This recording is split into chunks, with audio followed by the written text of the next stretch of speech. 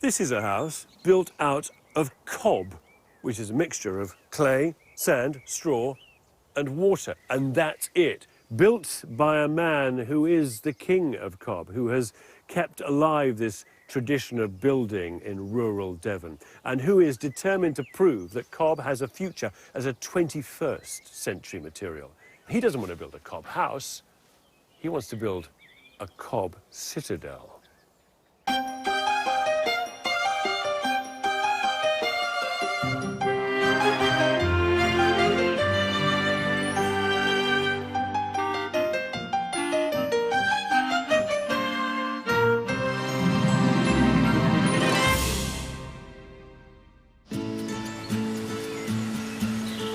Kevin and Rose McCabe live with their 3 kids in this cob house in East Devon that they built in 2002.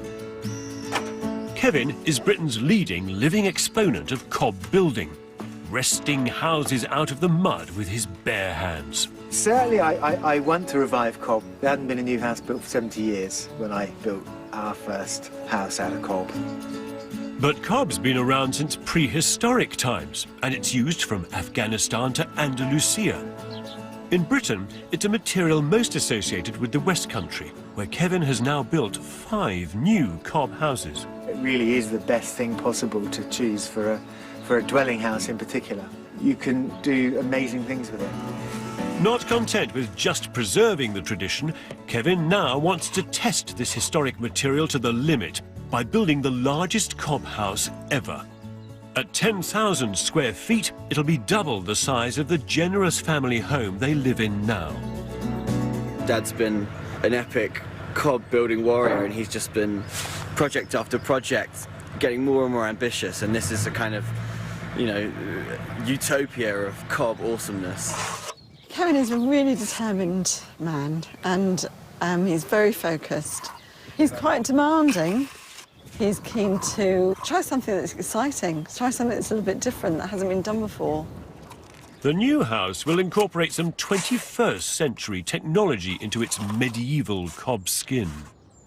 Part of the reason we're doing this is to show that absolutely it can meet all the latest regs and be super environmentally friendly and reasonably economical. So where's it going, the house? The main house is going to be over there. Okay, okay. Across the top of this field. Right. Main house going here, joined by a greenhouse to an annex across there. Yeah. Both buildings will be completely round. The idea is the roof will just be set down below this horizon, but kind of flow along in a sort of rolling hills Devon kind of way. Nice. But can I ask you, what's wrong with living in that house that you built? I mean, that's a sizable cob dwelling. I wanted to show that you could bring this, you know, very traditional material right to the cutting edge of modern architecture. The fact that we're trying to meet this Code for Sustainable Homes Level 6, that affects the design quite strongly. Cob houses traditionally, well, they're just leaky, you know. Yeah, tightness is going to be challenging, but I think, you know, it's just a case of sealing very carefully. Heating, it's going to be less than 5 kilowatts for the whole building. Getting this vast cob house to meet the highest environmental performance targets ever set in the UK is going to be an almighty challenge. The giant new building will be located just 100 metres from their existing house. To separate the two, Kevin will build a huge L-shaped cob barn to house his workshop and plant machinery. The main building will be formed of 2 handmade cob roundhouses. The larger one will have 3 floors to house the immediate family. Inspired by the natural geometry of a snail shell, it'll be formed by 2 vast curved cob walls. The lower ground floor, sunken into the hillside, will include a music room and games room. Winding up through the centre of the house, a monumental spiral cob structure will encase the stairs.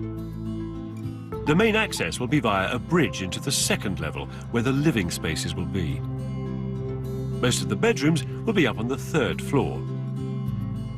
From the central roof light, an undulating wildflower meadow will radiate outwards.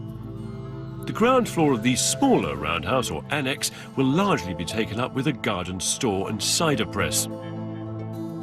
The upper 2 floors will be a self-contained living space to house guests or extended family members as and when they need it. Glazed but roofed sun spaces will reach off the two roundhouses towards each other. And in the centre of the link, there'll sit a completely glazed functional greenhouse. To help meet the latest insulation regulations, both roundhouses will be clad with polystyrene and lime rendered. Finished off with a terrace and balconies, this project will fuse 21st century technologies into an ancient building material. But it's the sheer size of the place that's mind-boggling. If it wasn't for the green roof, I reckon this would be the first Cobb house visible from space. So how long is it going to take to do it all then? Hopefully, Hopefully less than 2 years. Well, yeah, I think it'll be Yeah. a good 2 years myself, but it's difficult to be sure. The walling is slow, isn't it? Oh, the cob actually is the easiest part of it. Oh, it flies up. It flies up. The cob I could get done in about 3 months. This seems wildly optimistic and ambitious, given that Kevin is planning to give up his paid work to build the house. They're going to fund the project by borrowing against their existing home.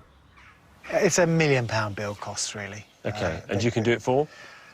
I hope to do it for about That 350,000 is actual outlay, not including my labour. Not including your labour. That is Yeah. substantially less, though. Yeah. Oh, yeah. Come spring, Kevin launches into the first stage of this gigantic project, digging out the footprint of both vast roundhouses. It does look pretty massive, doesn't it? I mean, if it looks big at this stage, it's going to be really big. At least Kevin can dig all the sand and clay he needs to make Cobb from right under his feet. So we don't have to move any soil from site. Anything that I dig out which is suitable goes in the cob heap. 2 weeks of intensive excavation later, concrete foundations are poured. It may be necessary, but it's not the most environmentally friendly way to kick off your eco-build. It does make me feel slightly guilty, but I'm not really opposed to the use of concrete in the right places. It just needs to be used intelligently. To keep the Cobb walls dry and up out of the mud, Kevin sets block work on top of the foundations. Now that it's laid out on the ground, I am blown away by the sheer scale of this undertaking. Looks like they're building a bloody bypass. Look at it. Look.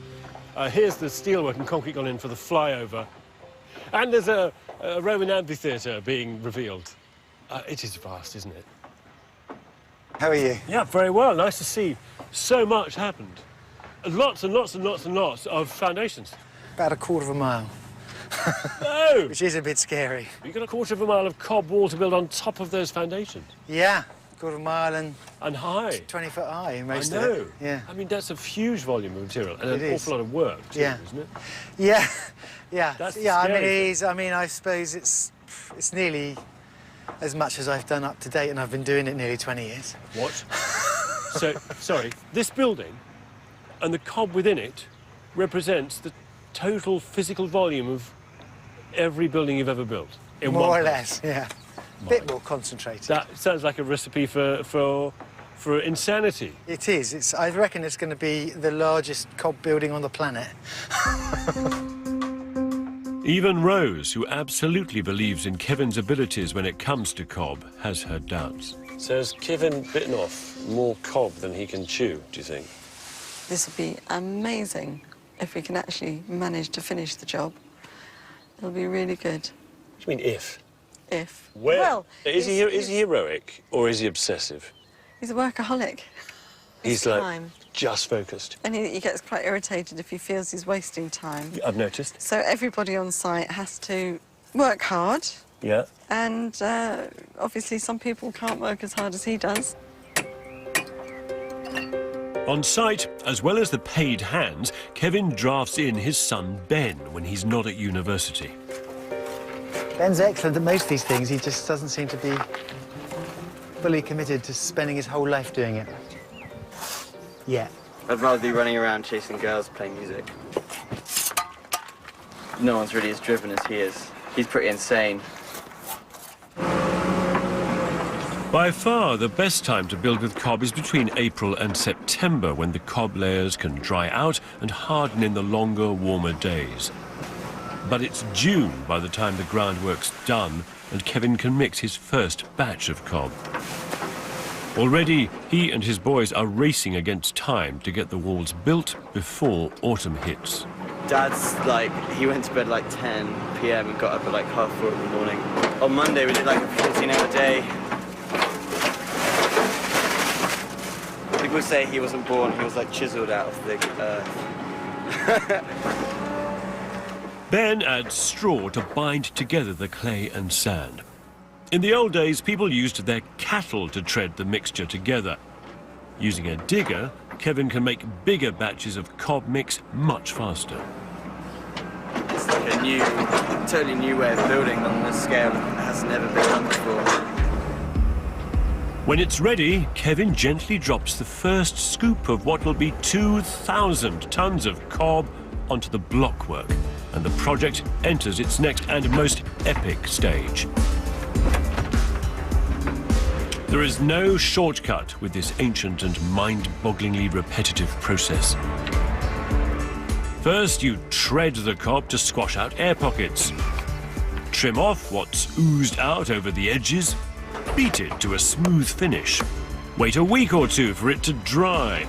And then start all over again with the next layer up.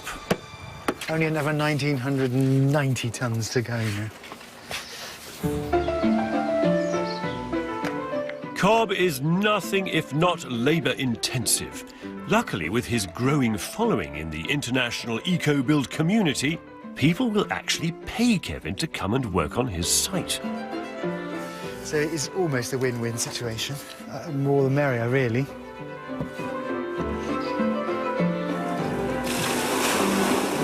Frankly, Kevin will need all the help he can get because he started late in the year and now only has 3 months of good cobbing weather left.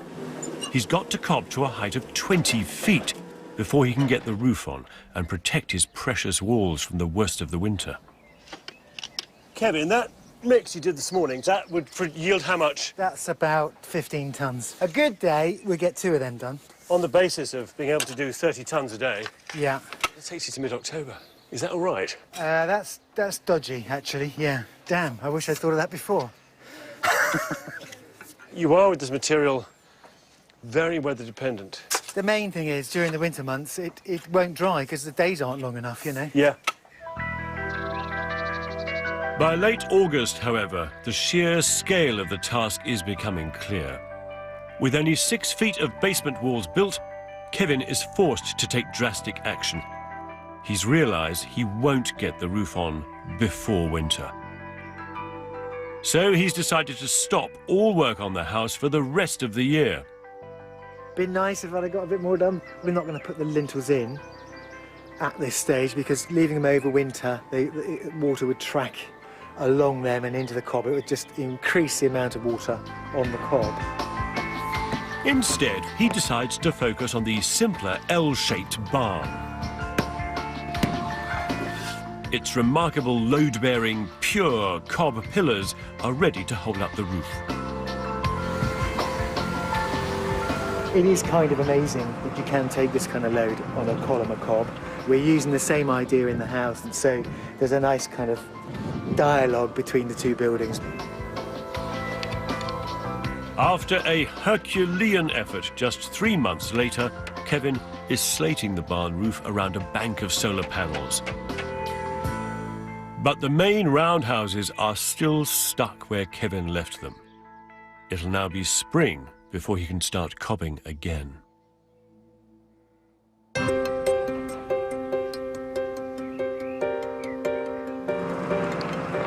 After a 5-month hiatus, Kevin McCabe is resuming his epic mission to build his 10,000 square foot giant cob castle.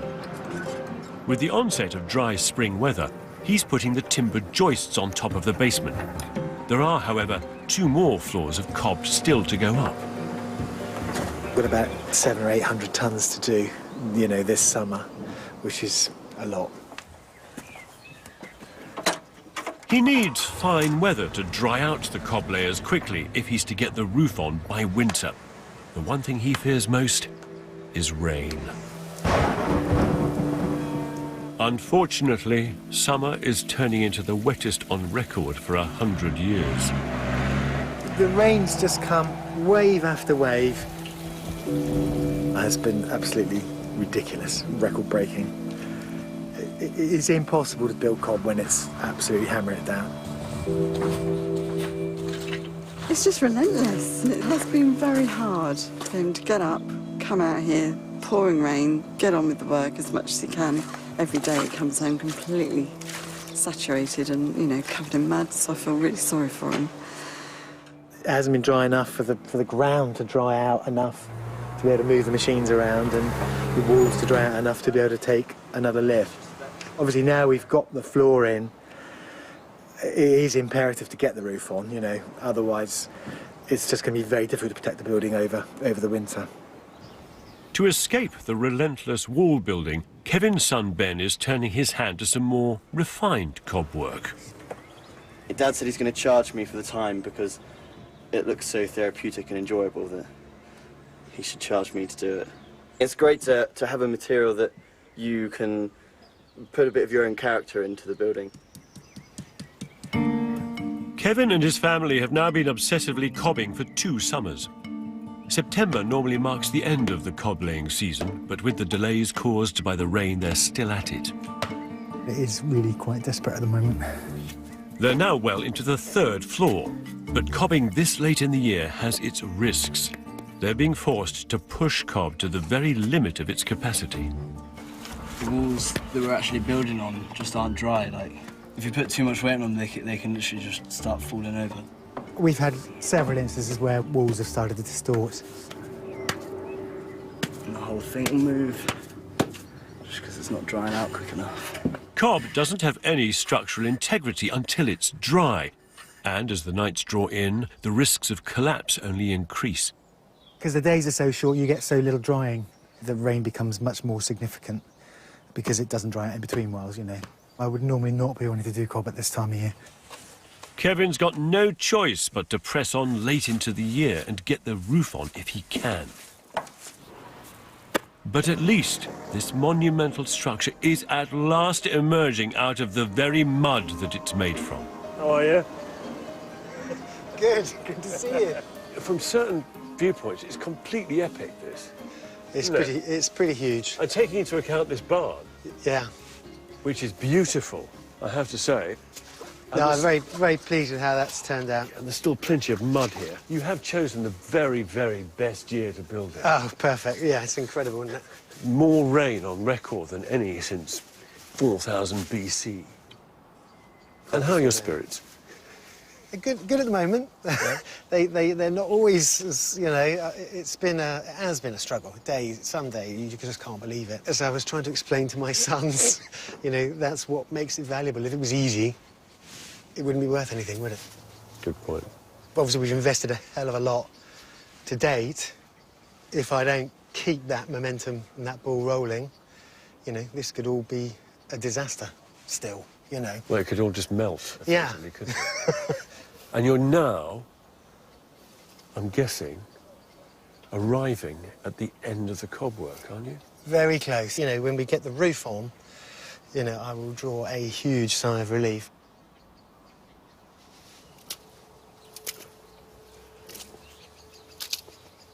The mud here is biblical. Everything here, though, is biblical, isn't it? The scale, the weather that they've suffered here the past year. Even Kevin's biceps are biblical in scale. But it doesn't matter how physically strong you are, these conditions are really exhausting.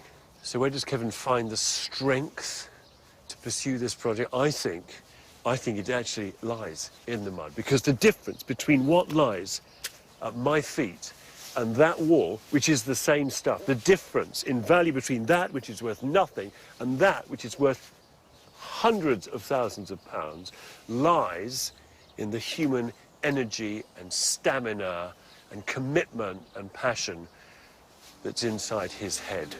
You know? That's what makes a difference. As they finally top off the cob work, the next mind-boggling challenge looms. Kevin wants the contours of the roof structure to mirror the rolling countryside beyond. As the project's structural engineer, it's Barry Honeysett's job to work out how. These are big bits of wood. This is the only one you've got in so far. Yeah, yeah. So, Barry, this roof is complex, isn't it? To say the Indeed least, really. so, yes. All the way round, it keeps changing span, Yeah. direction, curve, shape. So height. every little bit needs to be looked at and checked Yeah. and make sure it works. The supporting structure of the roof will be made up of 12 9-metre glulam beams. They're all then concave as you go around the roof. No, they're not. That's the only one that's concave, actually. Why? What? Well, that creates our wavy sort of landscape. So either side of this, they're straight, Yeah. and then after that, they're bowed up. You can't build a house out of this material, can you? And it cannot be that precise. It can't be to the inch. No, what Kevin's doing here is building a giant sculpture out of cob. Does it cause you headaches? Well, you do find an occasional door being added in that wasn't on the plans originally. Yeah. So then I have to go and check the bit of wall that is left between them to make sure that can support the load from above, which Yeah. it does, by the way. Yeah, yeah. Yeah. Okay. Yeah. I think I might go a bit mad if I were Kevin, structural engineer. He's making this building up as he goes along, rather than sticking to the architect's plans. It's interesting comparing these drawings with the building that Kevin is putting up, because if you look at the dotted line around the annex here, it's absolutely equidistant from the centre. It has sort of mathematical precision about it, whereas in real life, he's extending it here and there, making it look and feel more organic. And that approach, that kind of freestyle, slight departure, is a mark of this project, and it's what gives it its energy. So, for example, you know, although that building there is, you know, technically absolutely circular, the spirit of what he's doing is more way like that. And the roof, meanwhile, is going to go like that. It's the difference between architecture as this geometrical exercise and land art or sculpture. It's the difference between the pencil and the felt-tip pen. I just want to swing it around. After 2 years of cob laying, Kevin is finally bringing out the other 11 roof beams from his barn. To get the roof on, it'll mean the house will stay dry through the winter. That's the most important thing, really. A 50-ton crane coming in to help us get these up. It's a critical day for Kevin. The crane is expensive. The huge, undulating roof is 22 metres across, and each giant beam is different. We've had to bird's mouth each beam in the right place with different design paths for different loads in different places. And marked them all individually, but you never quite know, you know, you can make a mistake. Since he's desperate to get the structure on before Christmas, Kevin hasn't had the luxury of time to prepare. We were in a bit of a hurry yesterday, getting them all finished, working in the dark, you know, under lights. Each beam weighs 1/3 of a ton. They've already manhandled one into place, but Kevin's decided to spend the money on a crane to lift the rest. Much easier.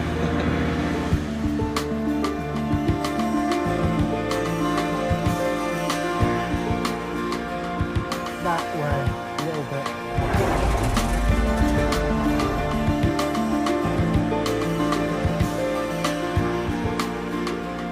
While Kevin's on the outer wall, his brother Barney is in the centre of the building, where the beams need to accurately come together.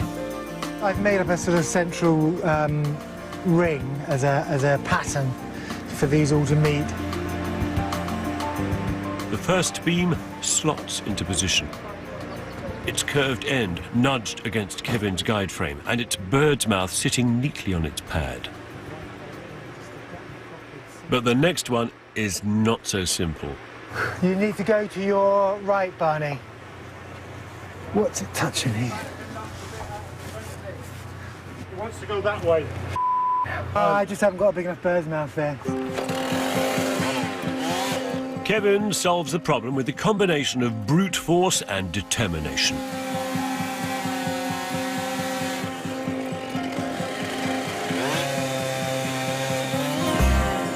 I'm just going to sit here so it doesn't move. Don't work too hard, Barney, will you? That's the main thing.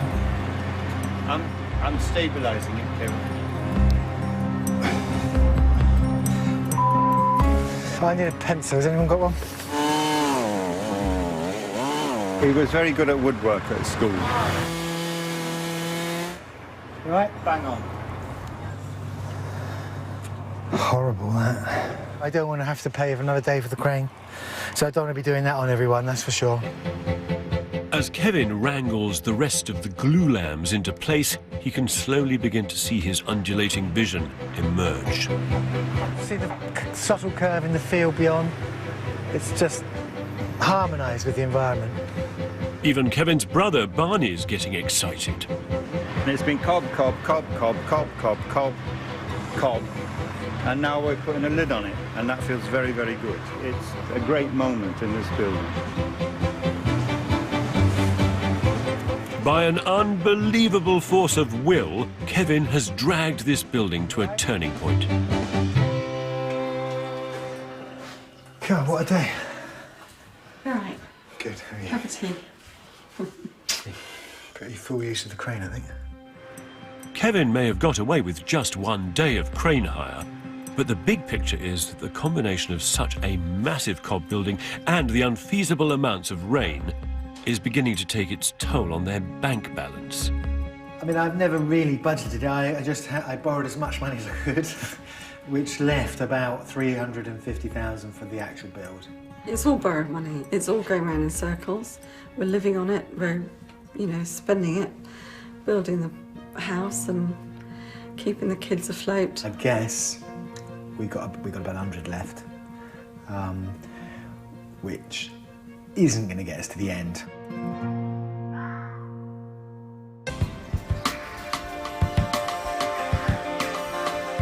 Kevin and Rose McCabe had hoped to have finished their epic mud construction by now. Instead, only the basic structure is complete.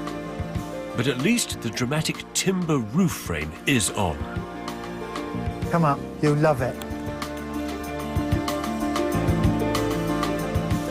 Oh, up to the capstone. Look at that. It's like being in a jet engine with all the radiating fins, isn't it? You look out and see them all beautifully spaced. Yeah. These extending pylons, and then down this. Suddenly, this chute into this proper valley. Oh yeah, it's beautiful. The whole thing will just flow and look natural, and hopefully have lots of nice flowers on it. Despite the fact that their $350,000 budget is running out, Kevin remains defiant that his vast cob citadel will meet the Code for Sustainable Homes Level 6, the highest UK standard, never before achieved with this material. The entire building must be airtight and super insulated, starting with the roof. So, on top of this timber structure, we've got insulation going in between rafters and on top. Yeah. We've then got what? A membrane? Is that the roofing membrane after that? Yeah, the membrane sits on top. One coat. It's the greenest membrane I could find. That so we get an A+ on our. What is it, like single ply? So it's basically a type of plastic.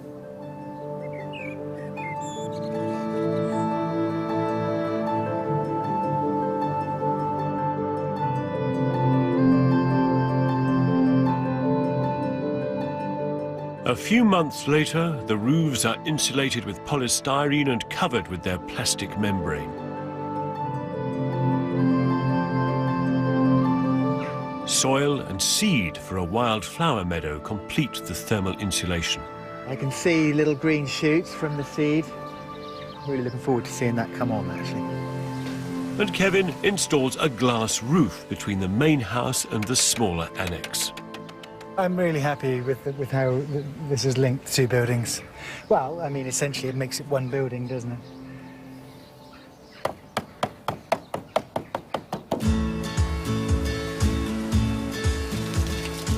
By summer, the very experimental phase of the project can at last begin.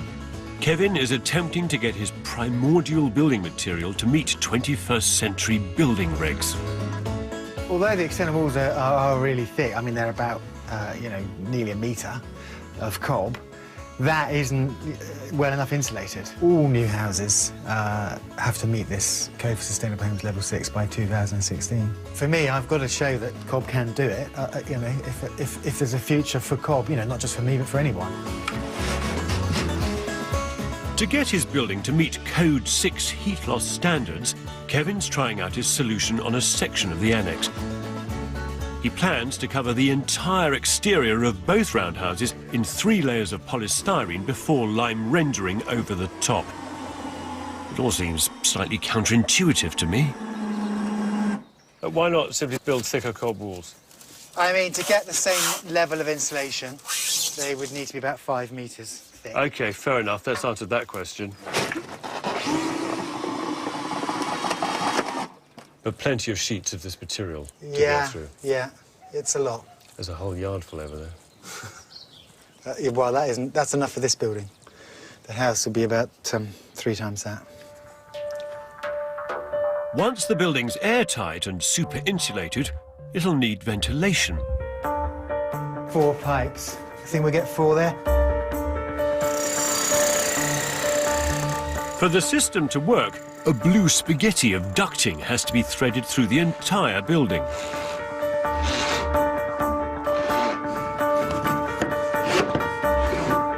Each tube will lead to a heat recovery box in the plant room.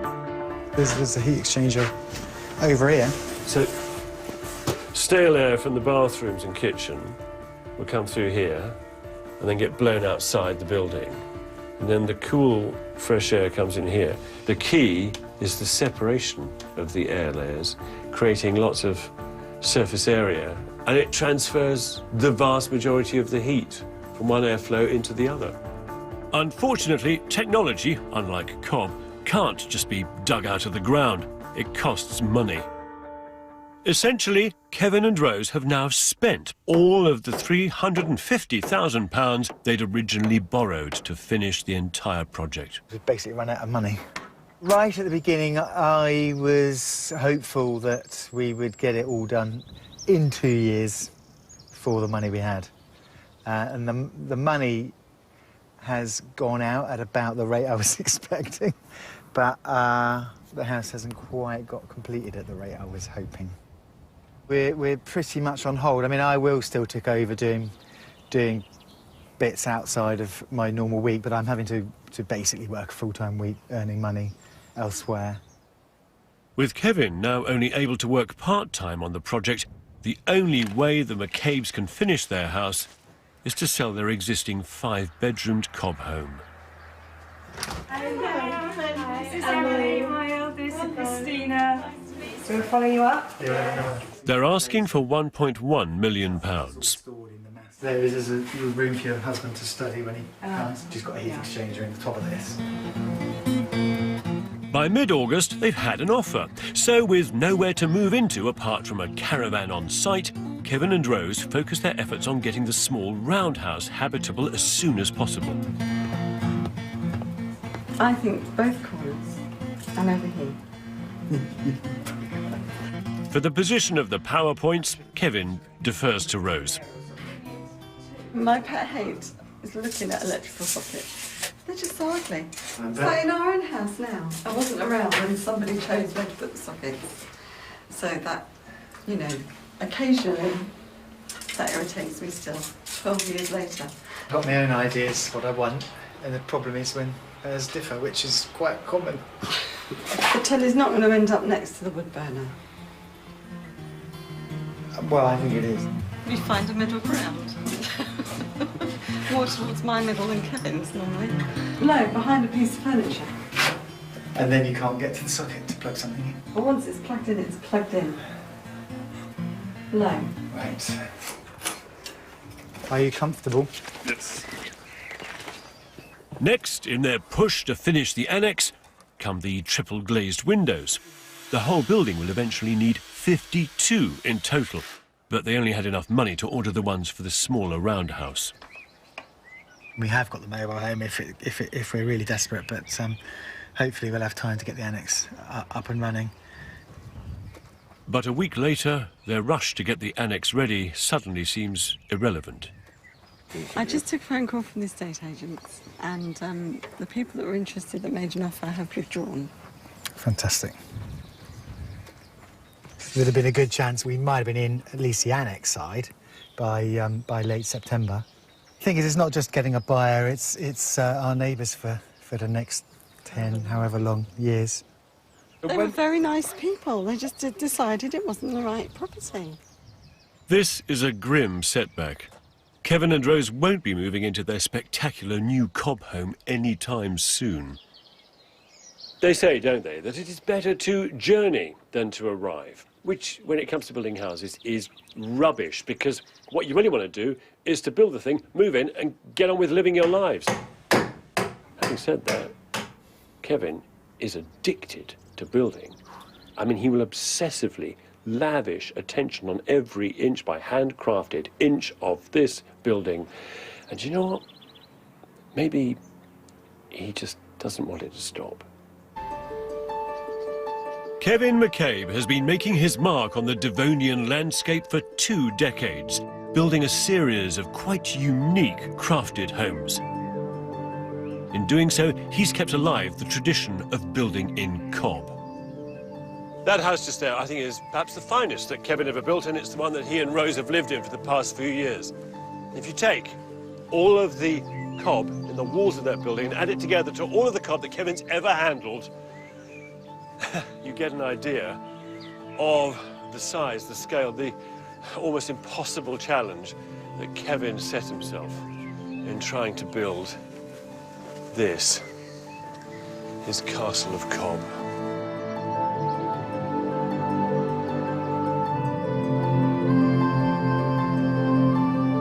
It's taken 2.5 years to get this far, but even unfinished, this gargantuan project is gobsmacking in its audacity. It combines the undulations of Teletubbyland with the assertiveness of an eco-fortress. Good morning. Morning. Good night, shirt. I'd like to make an effort. Hello, Rose. This is magnificent, though. It's fantastic. Yeah, it is beautiful. It is beautiful. It really is. And it's not just a house, is it? It's also a greenhouse and an annex for family and visitors to stay in. And it's a workplace, a yard and barn built with sturdy cob pillars and that magnificent roof. You get a sense coming in Yeah. of this, what would you call it, like a farmstead, really? Yeah, it's sort of nice protected enclosure. Are you pleased with the character, the nature of the building? Am I Really describing it in 2 kind of workmanlike agricultural terms? No, I like it to be a working building. Yeah. Yeah, no, it has a purpose rather than just an image of a house being plonked in the countryside. Let's go and have a look round the back, yeah? Yeah, come and have a look around the back. Very different. Now some of the scaff's down, you can see these timbers. They're going to be a really powerful part of the building, aren't they? Yeah. And what colour is it going to be then, Rose, when it's lime washed? Something like clotted cream. Thing is, as you come down around the building, it gets bigger. I mean, it goes from 1 to 2 to 3 stories. Yeah. And that makes for an awful lot of clotted cream paint, doesn't it? Perspective is very different, but we're going to have a lot of glass here and a couple of balconies. Balconies sort of project, don't they, out of that opening. Yeah. I'm struggling to describe this shape. It's a little bit like looking at a government building in rural India. No. Yeah? Or maybe even an Italian hilltop fort That would be undergoing nicer. restoration. How Yeah, about that? that would be nicer. OK, you prefer that? Yeah. It's big anyway. It's big. It's so big, I feel like an ant standing next to a curly-whirly, towering termite mound. So, music room, yeah? Yeah, music room. Once inside, the monumental scale of the rooms and the hefty weight of the cob walls give an extraordinary sense of solidity. You can feel the weight of the hundreds of tons of earth above you. This is the bit you helped with, and that's about... What? This is the bit I built? Yeah. Absolutely rock solid. It's not too shonky, is it? We had to correct it a bit up here. All this will get corrected with the plaster. And here, this is the stairwell, yeah? Yeah. Ooh. Oh, good Lord. Yeah, it's amazing space. That is staggering. It's a fantastic space. Isn't it just brilliant?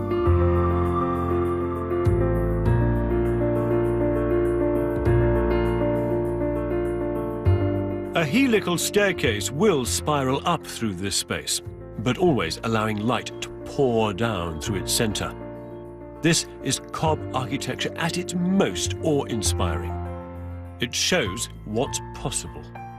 I do love the fact that you can see all the timbers holding the building up. It's great to be able to read a building like that, like a cathedral or a Roman temple, you know. Yeah. We've got quite a complicated looking arrangement there. It'll look much simpler when it's all plastered. I don't think it needs to, I think. What do you think? No, I just love it. I love the space. It's the centre of the house, so it reflects the shape of the total building.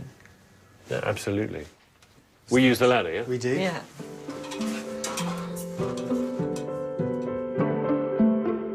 Of course, every generous room in this place will be plastered and painted, but for the moment, the red earth holds the concrete lintels and the timbers in its shaggy, muddy grip. Joists and boards will also disappear behind plastered ceilings, leaving just the radiating big beams visible. But I'm excited to be able to see the structure of this place left open like some primitive Moroccan citadel. Look at this. Yeah, it's great, isn't it? Above, the spectacular and slightly bonkers undulating wildflower meadow roof is actually the only part of the building that's completely finished. Look at that roof. Starship Enterprise. Even in early autumn, the roof is still alive with colourful wildflowers. Some wallflowers and some blue cornflowers. Yeah, cornflowers, yeah. Really, really pretty. Yeah. And some mushrooms. Yeah, there is some little... Very appropriate for a mushroom-shaped roof. There's a strange optical illusion up here, which is of being on a piece of floating meadow. The building has disappeared completely. This link, I do like the way that swoops.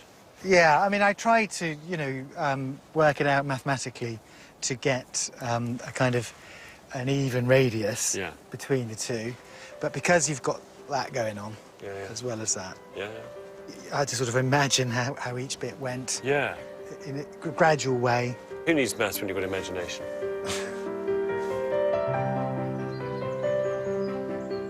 This project is a triumph of Kevin and Rose's imagination. More than just a building, it's a sculpture of quite wonderful complexity and fluidity.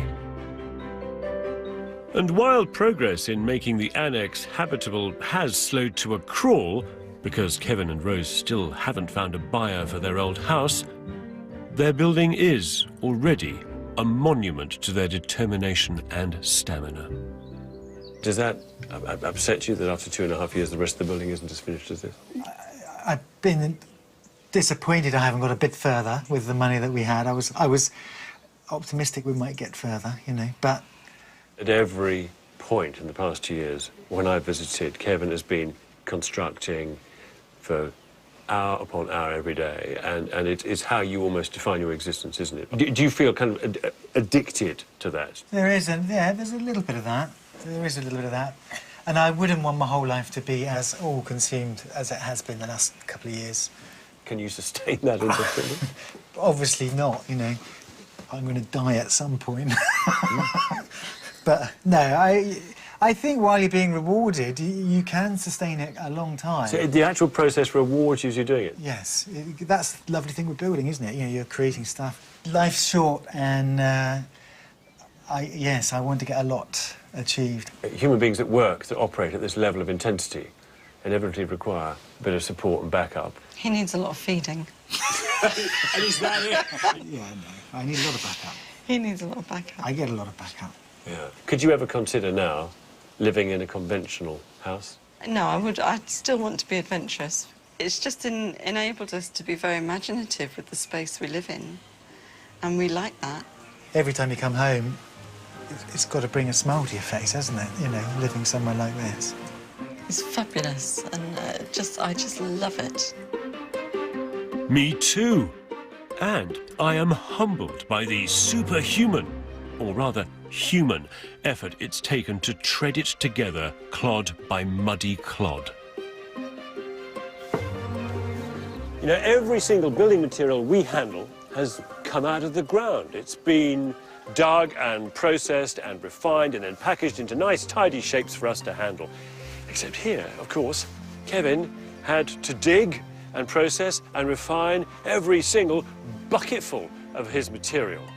The result is, of course, that the integrity of the building, the design, partly resides in the integrity of the material. That this place crowns the landscape so well because it is of this landscape. One day it will be finished.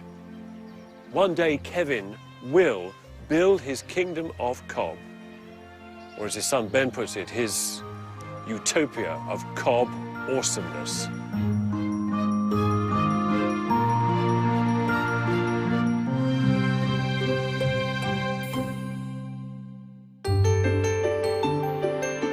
We planned on change, but not of this magnitude, really. I think we're the early days of the village here. Open plan, modern, ultra-modern, minimalist. Bit of urban glam on the small holding. I mean, if you drop a can of baked beans in the kitchen and roll down through the window, smash! The Flint is the hero. It's the big story. All right. Ooh, that didn't sound very good.